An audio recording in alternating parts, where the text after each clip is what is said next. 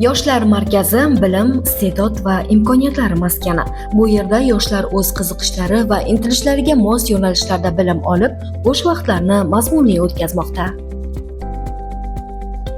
Markazda chet tillarini o'rganayotgan yoshlar zamonaviy bilimlarni egallab, kelajak sari dadil qadam tashlamoqda.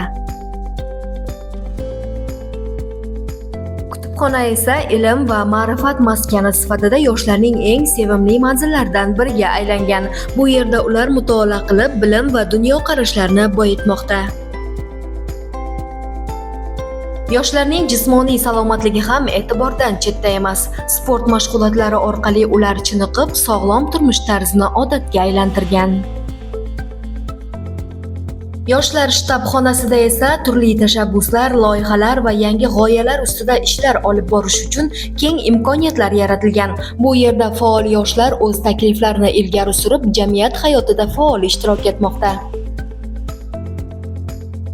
Aziz yoshlar, bilim olishdan, o'rganishdan va o'z ustingizda ishlashdan to'xtamang deymiz. Zero bugungi sa'y-harakatlaringiz ertangi muvaffaqiyatlaringizning garovidir. Sizlar uchun yaratilayotgan keng imkoniyatlardan unumli foydalanib, yurtimiz taraqqiyoti va jamiyat ravnaqiga munosib hissa qo'shadigan yetuk va fidoyi yoshlar bo'lib kamol topishingizni tilab qolamiz.